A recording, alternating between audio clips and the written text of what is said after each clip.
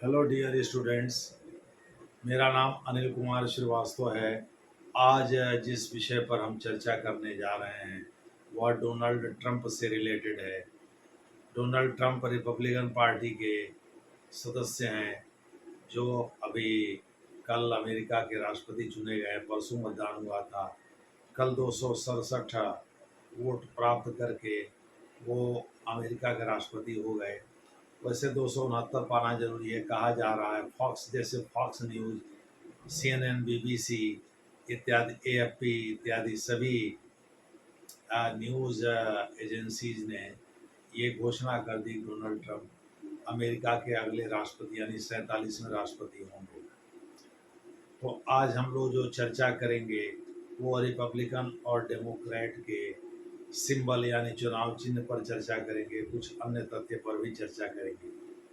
कहा जाता है जब एंड्रू जैक्सन साहब 1828 में एक्चुअली राष्ट्रपति पद के लिए खड़े हुए थे तो उस समय डेमोक्रेट का बड़ा ही न्यूनतम स्कोर था और लोग उनका मजाक उड़ाया करते थे।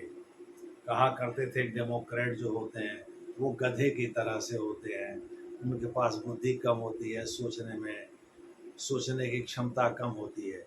एक्चुअली भारत से कम वहाँ चुनाव में आरोप प्रत्यारोप का दौर नहीं चलता है। सत्तारूढ़ दल और विरोधी दल एक दूसरे को नीचा दिखाने कोई कसर नहीं छोड़ते हैं जैसे भारत में होता है। खैर, अमेरिका में 1828 से वहाँ एक परंपरा 1845 से चली आ रही है। 1845 तक तो ये था कि भाई 4 मार्च को वहाँ का राष्ट्रपति शपथ लेगा। चुनाव भले ही एक साल माने पिछले साल जाएगा, लेकिन उस तिथि को एडवांस करके 20 जनवरी कर दिया गया। दरअसल यह अमेरिका में ये प्रचलन है कि अमेरिकी राष्ट्रपति का चुनाव भले ही सेकंड बुधवार के पहले मंगलवार को होता है, यानी सेकंड बुधवार के बाद जो पहला मंगलवार आता है उस दिन होता है। जनरली 5 या 8 को ऐसा होता है नवंबर में। लेकिन इसके साथ साथ यानी वहाँ हर चीज़ की डेट फिक्स है। इसके साथ साथ शपथ ग्रहण करने की का डेट भी फिक्स है और वो 20 जनवरी है। पहले 4 मार्च को यह शपथ ग्रहण होता था और इसका मेन कारण ये है कि वहाँ कई राज्य ऐसे हैं जिनके मतगणना में टाइम लगता है। दूसरे शब्दों में जिनकी मतगणना वो जो चूँकि टेक्निकली थोड़े से कॉम्प्लिकेटेड राज्य है तो उसमें पोस्टल बैलेट अलग से काउंट करिए, क्योंकि बैलेट के द्वारा ही इलेक्शन होता है, वहाँ EVM तो है नहीं। तो इस प्रकार से उसको काउंट करने में यानी फिर मेन वोटर्स का वोट काउंट करिए, इलेक्टर्स का वोट काउंट करिए। और वो वहाँ यहाँ की तरह से निर्वाचन आयोग तो है नहीं, एक ही दिन सब करा दे। वहाँ राज्य के अटॉर्नी जो होते हैं वही मुख्य निर्वाचन अधिकारी होते हैं। तो इस प्रकार से वो अपने अपने हिसाब से तय करते हैं। वहाँ के 13 ऐसे राज्य हैं, मेन नेब्रास्का, छोटे छोटे राज्य हैं जो डायरेक्ट इलेक्शन पर भरोसा रखते हैं, यानी वो सीधे राष्ट्रपति के निर्वाचन में हिस्सेदारी करते हैं। उनके यहाँ इलेक्टर्स की व्यवस्था नहीं है कि मतलब पहले इलेक्टर्स चुने जाएं फिर इलेक्टर्स मिल कर के राष्ट्रपति का चुनाव करें। यानी अमेरिका में 2 तरह से राष्ट्रपति चुना जाता है।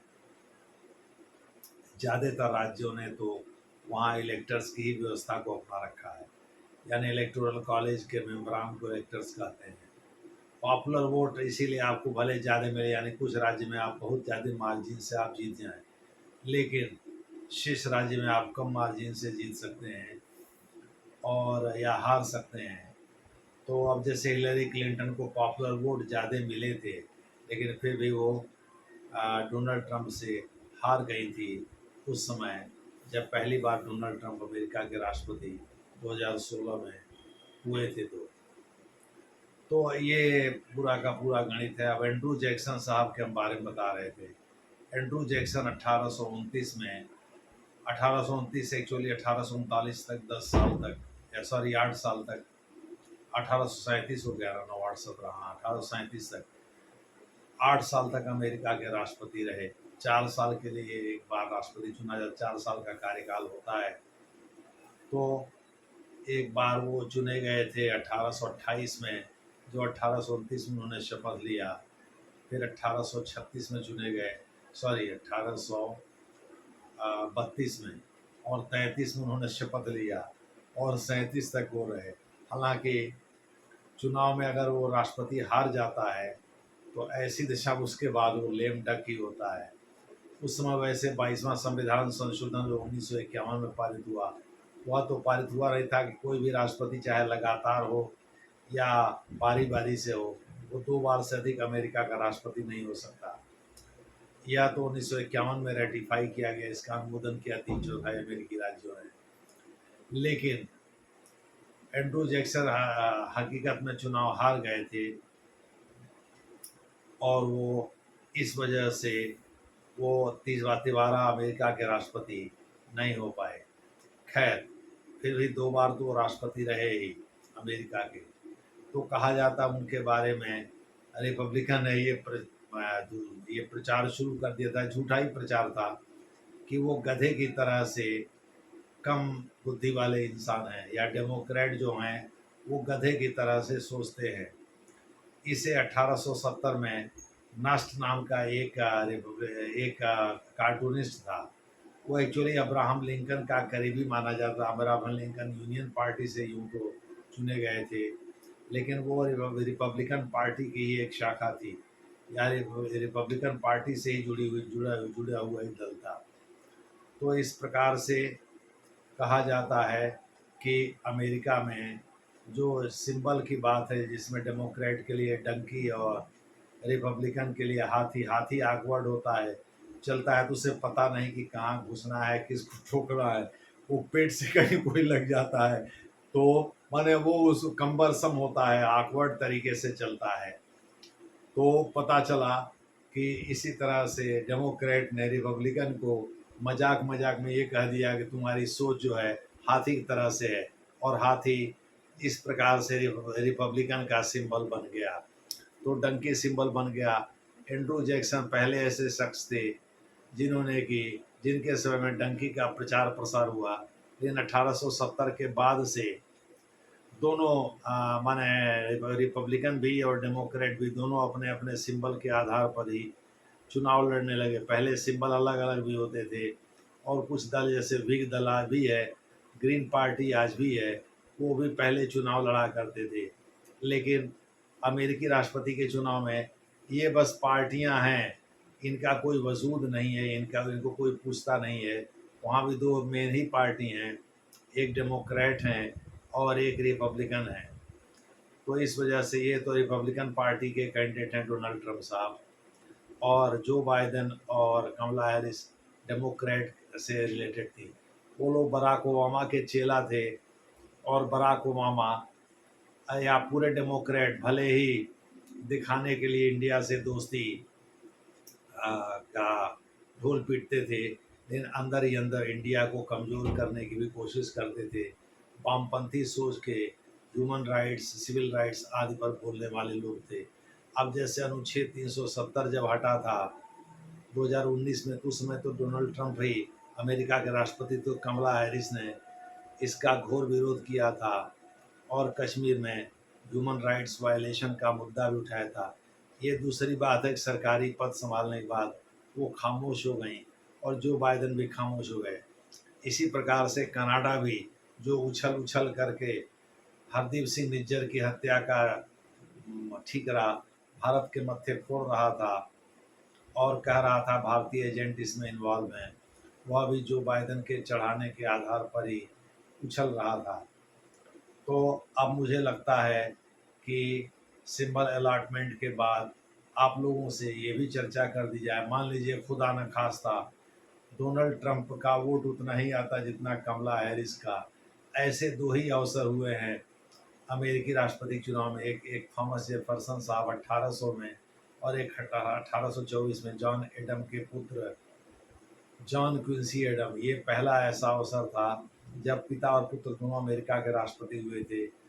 दूसरा H.W. बुश सीनियर बुश जिसको कहते हैं, और जॉर्ज डब्ल्यू बुश, यानी George Herbert walker Bush George W Bush के पिताजी थे, और George walker Bush George W Bush short में कहा जाता है।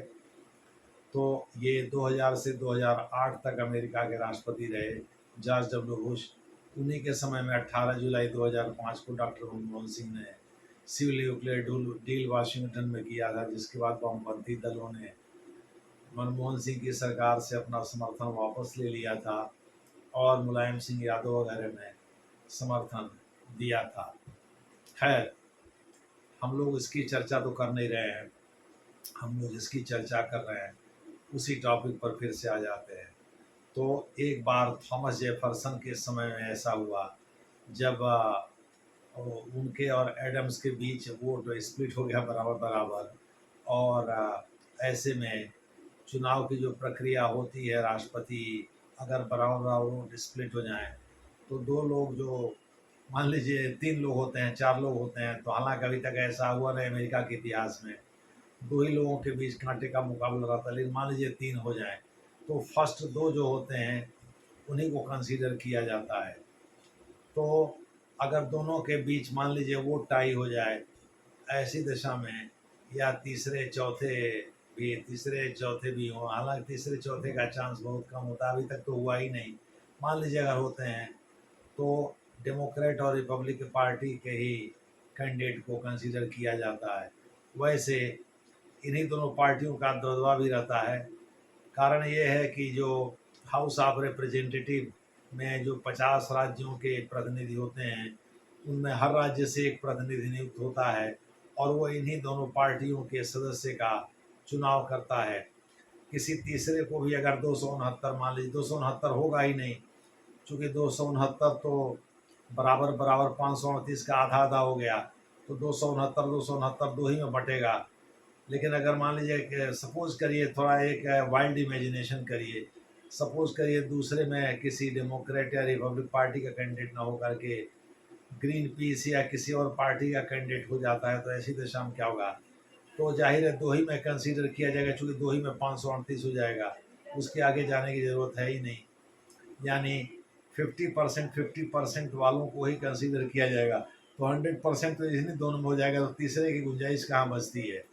तो जाहिर है कि डेमोक्रेट और रिपब्लिक में ये लड़ाई रहती है। तो दूसरा अवसर जो है वो जॉन क्विंसी एडम्स के समय में 1824 में, जो जॉन एडम के पुत्र थे, उनके समय में भी बराबर बराबर वोट मिल गया उनके और एंड्रू जैक्सन साहब, जो कि उनके प्रतिद्वंदी थे। लेकिन फिर 26 वोट सिक्योर करने में कामयाब रहे हाउस ऑफ रिप्रेजेंटेटिव में जॉन क्विंसी एडम, और इस प्रकार से वो अमेरिका के संभवतः 6ठे राष्ट्रपति हुए थे। एक पहले तो जॉर्ज वाशिंगटन थे, फिर जॉन एडम, फिर उसके बाद से जेफरसन, मैडिसन, हाँ 6वें थे, 6वें राष्ट्रपति हुए थे। ठीक है, बेंजामिन, फिर उसके बाद से 6वें ये हुए थे। तो ठीक है, 6वें ये हुए थे। 7वें एंड्रू जैक्सन हो गए थे, 1828 में चुन लिए गए थे, 1829 में उन्होंने शपथ लिया था। खैर, तो इस प्रकार से अमेरिकी राष्ट्रपति के चुनाव में 2 बार ऐसे अवसर आए हैं जब वोट बराबर बराबर स्प्लिट हो गया। एक थॉमस जेफरसन साहब को याद रखिए, जो अमेरिका के राष्ट्रपति हो गए थे, और दूसरे जॉन क्विंसी एडम, जिनके पिताजी जॉन एडम भी अमेरिका के राष्ट्रपति रह चुके थे। जॉर्ज वाशिंगटन के बाद ही, जॉर्ज वाशिंगटन तो पहले राष्ट्रपति हैं, लेकिन उसके बाद जॉन एडम ही हुए थे। तो इस प्रकार से अमेरिका में अगर बराबर बराबर वोट बंट जाए प्रेसिडेंट का, तो ऐसी दशा में हाउस ऑफ रिप्रेजेंटेटिव इसका फैसला करता है, और ज़्यादातर अकेजन में तो वाइस प्रेसिडेंट के बराबर ही वोट पाता है, चूँकि वो रनिंग मेट होता है। लेकिन कुछ ऐसे अवसर पर वोटर सोचता है कि भाई ऐसा है, कोई ज़रूरी तो है नहीं कि अगर प्रेसिडेंट पसंद है तो वाइस प्रेसिडेंट भी पसंद होगा। तो वाइस प्रेसिडेंट में पता चला कि उसने डेमोक्रेट को वोट दे दिया, या दिया ही नहीं, ब्लैंक छोड़ दिया। तो ऐसी दशा में वाइस प्रेसिडेंट का निर्धारण सीनेट करता है। सीनेट में 51 वोट जरूरी है पाना, क्योंकि उसमें 100 सदस्य होते हैं, वहाँ 51 पाना जरूरी है। यहाँ 26 ही पा करके हो जाते हैं राष्ट्रपति हाउस ऑफ रिप्रेजेंटेटिव में।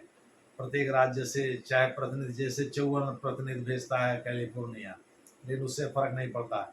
एक ही प्रतिनिधि जो होगा वो राष्ट्रपति के निर्वाचन में भाग लेगा उस समय जब दोनों के वोट बराबर बराबर बढ़ जाए, यानी 269 हो जाए, 529 का आधा हो जाए।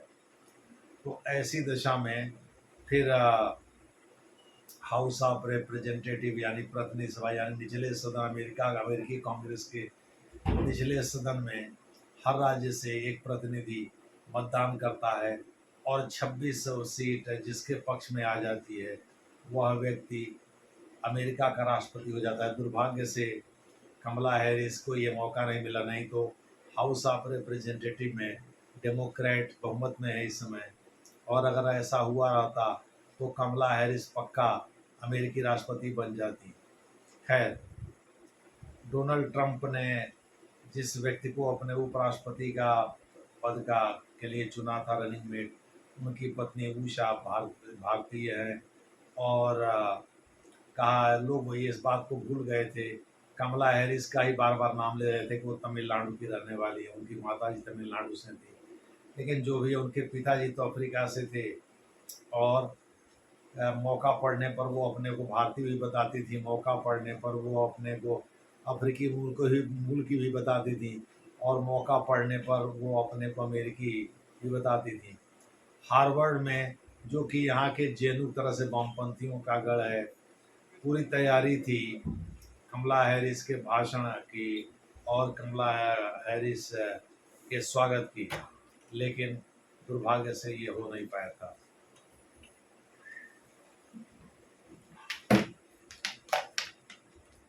खैर, जो भी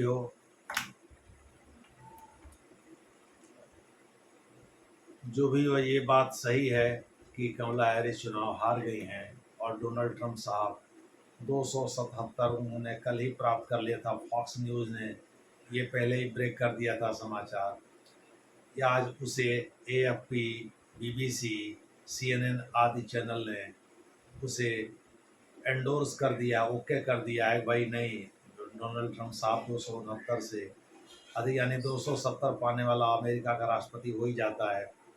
उससे उन्होंने 7 सीट ज़्यादा हासिल कर लिया है, और कुछ राज्यों में अभी भी मतगणना जारी है। मोटे तौर पर आप कह सकते हैं कि डोनाल्ड ट्रंप साहब 47वें अमेरिकी राष्ट्रपति बनेंगे। अब हम लोग इसके सिंबल की चर्चा कर ले। भाई, डंकी सिंबल डेमोक्रेट का है, एलिफेंट सिंबल रिपब्लिकन का है। कैसे आया था फिर से एक बार बता दे रहा हूँ। एक्चुअली एंड्रू जैक्सन साहब के समय रिपब्लिकन ने डेमोक्रेट का यह कर मजाक उड़ाया कि उनकी सोच गधे जैसी है, दूसरे शब्दों में वो इडियट हैं, कम बुद्धि वाले हैं। और उसे ही 1870 में नास्ट ने अपने कार्टून में जगह देना शुरू कर दिया। तो डेमोक्रेट ने रिपब्लिकन के ऊपर आरोप लगाया कि वो हाथी तरह से चलते हैं, आकवर्ड हैं, कमर्सन, उनको पता नहीं है किसको धकियाना है, किसको मारना है, किसको छोड़ना है, किस रास्ते से गुजरना है। तो इस प्रकार से अगर हम लोग डंकी हैं तो ये एलिफेंट हैं, और यही दोनों, इन दोनों का सिंबल भी बन गया। आप जानते ही हैं चुनाव चिन्ह की जरूरत क्यों पड़ती है। भारत में चुनाव चिन्ह का आवंटन 1968 के नियम के अनुसार होता है। यहाँ निर्वाचन आयोग करता है। वहाँ भी पार्टियाँ अपने से चुनती हैं, और वो अटॉर्नी को प्रस्ताव भेज दिया जाता है। राज्य के अटॉर्नी वहाँ चीफ इलेक्टोरल ऑफिसर होते हैं, वही मतगणना कराते हैं और उसे घोषित करते हैं। हालांकि अमेरिका में कहा जाता है धांधली भी खूब होता है मतदान में। जैसे 2020 में, सॉरी, जब जो बाइडेन इनके खिलाफ जीते थे, डेमोक्रेट पार्टी के डोनाल्ड ट्रंप के, उस समय ये आरोप लगा था जो बाइडेन पर, उन्होंने फ्रॉड करके चुनाव जीता था। यानी वहाँ जुडिशियरी और डीप स्टेट तथा नॉन स्टेट एक्टर्स यानी जो अखबार थे, यहाँ तक कि ट्विटर ने भी बैन लगा दिया था डोनाल्ड ट्रंप साहब के ऊपर। उस समय संयोग से वो इनके पास नहीं था जो आज की डेट में डोनाल्ड ट्रंप साहब के नाक के बाल बने हुए हैं और उन्होंने ट्विटर का नाम बदल करके एक्स कर दिया है। ठीक है, तो इस प्रकार से वो दुनिया के सबसे अमीर आदमी भी हैं। तो इस प्रकार से मोटे तौर पर आप कह सकते हैं कि डोनाल्ड ट्रंप साहब जो है इस समय अमेरिका के 47वें राष्ट्रपति बनेंगे, ये तय हो गया है। खैर, भारत पर उसका इम्पैक्ट क्या होगा, हमने कई तथ्य बताए, जैसे थॉमस जेफरसन के बारे में बताया और जॉन क्विंसी एडम्स के बारे में बताया और माइकल नास्ट के बारे में बताया। आपको ये भी बताया कि किस प्रकार से ये दोनों चुनाव चिन्ह लोकप्रिय हुए थे। अब आपको हम एक और तथ्य बता देते हैं, फिर उसके बाद से भारत पर पड़ने वाले असर का जिक्र करते हैं। एक्चुअली क्लीवलैंड के बाद ये दूसरे राष्ट्रपति हैं जो अमेरिका में 131 साल बाद कहा जा रहा है कि अमेरिका में 24/7/31/7 हाँ ठीक है 1897 में क्लीवलैंड साहब आए थे। 1890 से 1896 में चुनाव हुआ था। 1896 में, और इस प्रकार से 1897 उन्होंने शपथ 97 98 99 100। ठीक है। तो क्लीवलैंड साहब जो है के बाद ये दूसरे ऐसे राष्ट्रपति हैं जो एक बार राष्ट्रपति पद संभाल चुके थे, दूसरी बार चुनाव हार गए, और चूंकि वहाँ 22वां संविधान संशोधन अधिनियम 1951 में पारित हुआ, जिसके आधार पर वहाँ कोई भी व्यक्ति 2 बार से अधिक अमेरिकी राष्ट्रपति नहीं रह सकता। तो अब तो डोनाल्ड ट्रंप साहब की आखिरी पारी है। इस पारी में वो क्या करेंगे क्या नहीं करेंगे वो तो अभी आगे हम लोग देखेंगे, लेकिन सच्चाई यही है कि क्लीवलैंड के बाद 131 साल बाद ये दूसरे ऐसे शख्स हैं जो 2024 में फिर से अमेरिका के राष्ट्रपति चुने गए हैं। यानी पहली बार राष्ट्रपति रह चुके, दूसरी बार चुनाव हार गए और फिर से चुनाव लड़ करके, यानी तीसरी बार हुआ ना, तीसरी बार, कहीं हमने दूसरी बार बोल दिया था। यानी पहली बार तो ये चुनाव जीत ही गए थे, राष्ट्रपति हुए ही थे, दूसरी बार ये चुनाव हार गए, फिर तीसरे अटेम्प्ट में अमेरिका के राष्ट्रपति हो गए, दोबारा राष्ट्रपति हो गए। 2 बार तो राष्ट्रपति हुआ ही जा सकता है वहाँ। और कहा जा रहा है कि जो ये भारत पर इम्पैक्ट के बारे में हम चर्चा कर लेते हैं। कहा जा रहा है डोनाल्ड ट्रंप साहब एक बनिया आदमी है, यानी देशी भाषा में एक बनिया आदमी है, यानी वो ट्रांजैक्शनल पॉलिटिक्स में भरोसा रखते हैं। भाई हमको क्या मिला, हमने तुमको दिया तो एक हाथ से दिया तो दूसरे हाथ से हमको चाहिए भी। कहा जा रहा है कि वो चीन के घोर विरोधी हैं। ऐसे में कुछ लोग ये प्रेडिक्ट करते हैं कि चीन से आयातित होने वाले सामान पर ये भारी टैरिफ लगाएंगे।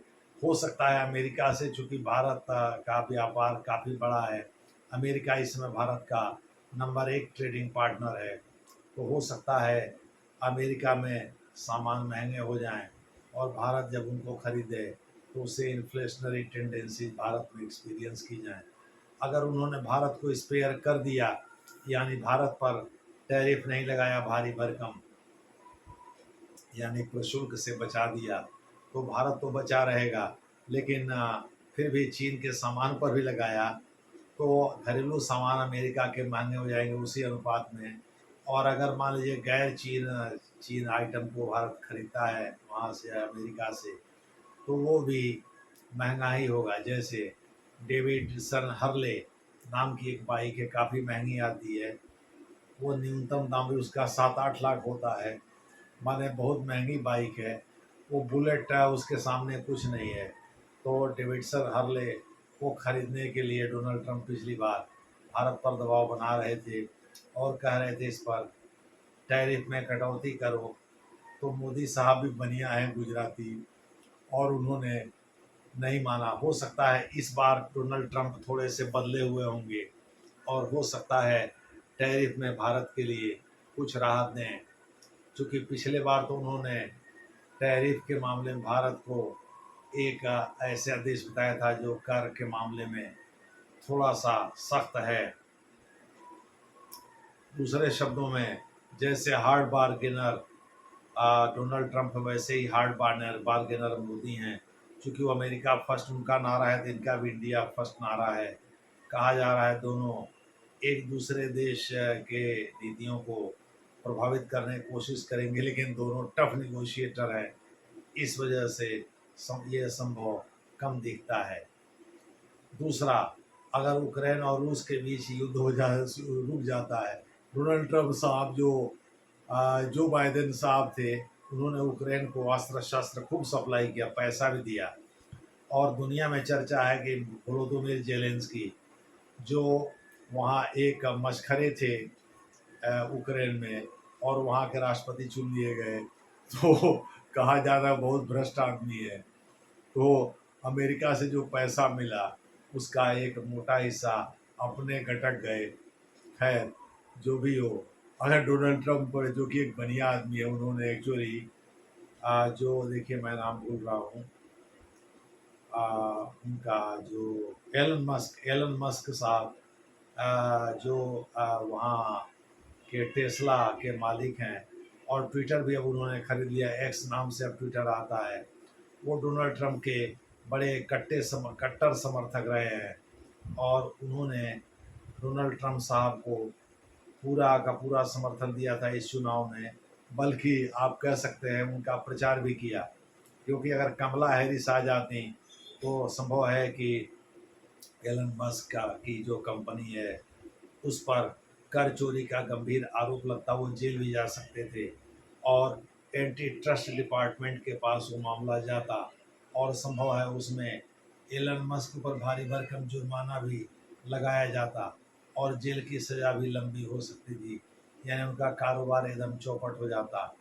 लेकिन डोनाल्ड ट्रंप ने पहले ही घोषणा कर दिया, और बाप चुनाव जीतने के बाद भी कहा कि एलन मस्क उनके बेनिफैक्टर रहे हैं, और इस प्रकार से वो एलन मस्क को कोई बड़ी जिम्मेदारी दे सकते हैं। बड़ी जिम्मेदारी में एक जिम्मेदारी तो उन्होंने अभी सौंप दिया है, भाई आप कैसे राज्य का खर्चा कम किया जाए इसके बारे में बताइए हमको। हो सकता है उनको कैबिनेट स्तर के मंत्री का दर्जा दे करके एडवाइजर बना दिया जाए। अब डोनाल्ड ट्रंप साहब क्या करते हैं ये तो 20 जनवरी के बाद ही पता चलेगा, जब वो शपथ औपचारिक रूप से ले लेंगे। खैर, यानी अगले साल ही पता चल पाएगा, जनवरी में।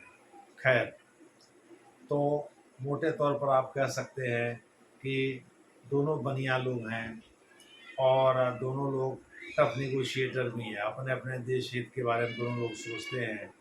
तो हो सकता है भारत को डोनाल्ड ट्रंप स्पेयर कर दें, लेकिन दूसरा मुद्दा इलीगल इमिग्रेंट का है। कहा जा रहा है अमेरिका में तमाम ऐसे भारतीय हैं, वहाँ के तमाम राज्यों में फैले हुए हैं, और हर साल करीब 2 से 3 लाख लोग वहाँ अवैध तरीके से घुसते हैं अमेरिका में नौकरी की तलाश में। तो अगर उन्होंने इलीगल इमिग्रेंट जैसे पहली बार आए थे तो मैक्सिको के साथ लगने वाली जो सीमा थी वहाँ वो दीवार बनवा रहे थे, इस बार भी चुनाव में उन्होंने इलीगल इमिग्रेंट को लेकर के अपनी नीति स्पष्ट की है। लगता है अमेरिका वासियों को ऐसे ही लोग पसंद हैं जो लोग थोड़े सख्त लहजे में बात करें, और उन्होंने डोनाल्ड ट्रंप पर भरोसा जताया है। इसका मतलब ये है कि वो इलीगल इमिग्रेशन को ख़त्म करने की कोशिश करेंगे, क्योंकि वो बार बार कहते हैं भाई बाहरी लोग अमेरिका के नौकरियों को खा रहे हैं, तो हो सकता है इससे भी भारत को नुकसान हो। इसके अलावे अगर वो यूक्रेन और रूस को के युद्ध को रुकवाने में नाकामयाब रहते हैं तो भारत के मैन्युफैक्चरिंग आइटम का नुकसान होगा, यानी जो पण्य वस्तुएं हैं जो उद्योगों में बनती हैं उनको बेचने में भारत की दिक्कत होती है। साथ ही रूस से तमाम ऐसे रक्षा सौदे हैं जिसको लेकर के मामला अटका पड़ा है, क्योंकि रूस अभी उधर यूक्रेन से युद्ध करने में लगा हुआ है। यूक्रेन को अस्त्र शस्त्र की सप्लाई पश्चिमी देश और अमेरिका करते रहे हैं जो बाइडेन के समय। संभव है कि अगर डोनाल्ड ट्रंप ने सहायता बंद कर दिया तो भारत के लिए बहुत ही बेनिफिशियल होगा, क्योंकि फिर यूक्रेन भी भारत का हो जाएगा, और रूस तो है ही भारत का, यानी उनके साथ पुतिन साहब, व्लादिमीर पुतिन के साथ तो भारतीय प्रधानमंत्री नरेंद्र मोदी या भारत का संबंध अच्छा ही रहा है। तो मोटे तौर पर हम कह सकते हैं कि यह एक मिक्स्ड बैगेज है। देखना होगा कि कैसे चीज़ें होती हैं। उसी प्रकार से अगर ईरान को लेकर के उनकी नीति में बदलाव नहीं होता है और ईरान युद्ध पर आमादा होता है, इजराइल के साथ वो युद्ध करता है, तो ऐसी दिशा में हो सकता है कि भारत को ज़्यादा दिन तक ये तेल और गैस की जो, क्योंकि यहाँ तो राज्यों के चुनाव होते ही रहते हैं, और अगर मोदी ने गैस की कीमत बढ़ाया या तेल की कीमत बढ़ाया तो फिर विरोधी दल इसको लपक लेगा और इसका खूब दुष्प्रचार करेगा, जिससे मोदी को नुकसान हो सकता है राज्य के चुनाव में। अब लोकसभा का चुनाव तो मान लीजिए 2029 में होगा, लेकिन राज्यों के चुनाव अभी चल रहे हैं, झारखंड और मध्य प्रदेश के चुनाव चल रहे हैं, तो इसमें भारी नुकसान हो सकता था नरेंद्र मोदी को, या हो सकता है संजोग से 20 जनवरी तो अभी दूर है, 20 जनवरी के बाद में देखा जाएगा। तब तक तो तमाम राज्यों का, मुझे लग रहा है कि दिल्ली का चुनाव चल रहा होगा उस समय, लेकिन महाराष्ट्र और झारखंड के चुनाव के नतीजे तो इसी महीने 23 तारीख को आ जाएंगे, वो निबट जाएगा। तो भारत को इसराइल की ज़रूरत है डिफेंस डील के लिए, वो थर्ड लार्जेस्ट डिफेंस पार्टनर है भारत का, और ईरान की ज़रूरत है तेल और गैस के लिए। क्योंकि अगर ईरान के तेल और गैस डिपो पर हमला हुआ तो पूरी दुनिया में, अरब वर्ल्ड में खास करके तेल और गैस की कीमतों में इजाफा होना तय है। क्योंकि ईरान बहुत बड़ा, भले ही भारत को उतनी ज़्यादा मात्रा में वह तेल और गैस की आपूर्ति न करता हो, और भारत अभी सस्ते दर पर रूस से तेल ले रहा हो, लेकिन तब रूस भी इस मामले में भारत की डिमांड पूरी नहीं कर पाएगा और सऊदी अरब भी नहीं कर पाएगा। इन सब की मजबूरी होगी कि ये तेल और गैस के दाम में इजाफा करें, इससे भारत को नुकसान हो सकता है। चीन के मोर्चे पर भी भारत को फायदा भी हो सकता है, नुकसान भी हो सकता है, क्योंकि चीन के प्रति डोनाल्ड ट्रंप की नीति बहुत ही दूसरे तरह की है। माने जो बाइडेन तरह से मेल मिलाप वाली नहीं है कि भाई धमकाते रहो। तो हो सकता है कि चीन के प्रति टफ हो डोनाल्ड ट्रंप, तो भारत के लिए फ़ायदा भी हो सकता है। चूँकि भारत के साथ गलवान की जो घटना है वो डोनाल्ड ट्रंप के राष्ट्रपति रहते समय ही घटी थी, 2020 की घटना है। 2021 20 जनवरी के बाद जो बाइडेन आए थे, तो उस समय डोनाल्ड ट्रंप की सरकार ने भारत का समर्थन किया था और कहा था कि भारत को आत्मरक्षा का अधिकार है। खैर, इसके बाद मोटे तौर पर आप कह सकते हैं पाकिस्तान या दूसरे देश, जो जैसे बांग्लादेश में हिंदुओं के साथ जो दुराचार या अत्याचार हो रहा है, उसको लेकर के एकमात्र वर्ल्ड लीडर है डोनाल्ड ट्रंप, जिन्होंने चुनाव प्रचार के दौरान अपनी बात कही थी।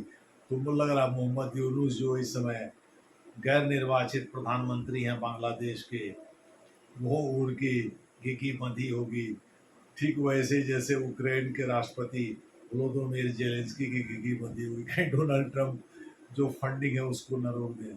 उसी तरह से मोहम्मद यूनूस की घी बंधी होगी कि भाई नोबेल पुरस्कार गया चूल्हे भाड़ में, यानी तेल लेने। जो बाइडेन साहब थे तो इनडायरेक्टली उन्हीं की कारस्तानी ही थी, वो हमको इनडायरेक्टली सपोर्ट करते थे और हम बहुत उछल रहे थे। लेकिन डोनाल्ड ट्रंप साहब तो इस्लामिक चरमपंथियों के खिलाफ चुनाव प्रचार के दौरान भी बोलते रहे हैं और ईरान के घोर शत्रु हैं। तो ऐसे में ईरान और चीन को तो फूटी आंख भी नहीं देखना चाहते। हाँ, रूस के राष्ट्रपति के प्रति उनका सॉफ्ट कॉर्नर रहता है, और कहा जाता है व्लादिमीर पुतिन से उनकी बातचीत भी होती रही है चुनाव के दौरान। खैर, मोटे तौर पर मोहम्मद यूनुस को अगर उन्होंने सपोर्ट करना बंद कर दिया तो भारत फिर मोहम्मद यूनुस की चूड़ी टाइट करेगा। ऐसे में शेख हसीना हो सकता है, जो अभी भी प्रधानमंत्री हैं, कहा जा रहा है उन्होंने इस्तीफा नहीं दिया था, तो बांग्लादेश के लिए सेफ पैसेज उनको उपलब्ध कराए भारत, और उनकी रक्षा में भारतीय सैनिकों को डिप्लॉय किया जाए। तो हो सकता है कि बांग्लादेश के चरमपंथी जो जमीयत इस्लामी वगैरह हैं, या खालिदा जिया है जो कि जियाउर रहमान की विधवा हैं, और जो बांग्लादेश नेशनल पार्टी के हेड हैं, जेल में है इस समय, वो काफ़ी उम्र दराज हो भी चुकी हैं, उनके लड़के अंतरिम सरकार में शामिल हैं। ये लोग एंटी इंडिया हैं, तो हो सकता है इन लोगों के कार्रवाई पर लगाम लगे। देखना होगा कि डोनाल्ड ट्रंप भारत के लिए मिक्स्ड बैगेज साबित होते हैं कि आउट एंड आउट एक वरदान साबित होते हैं। देखना दिलचस्प होगा। धन्यवाद।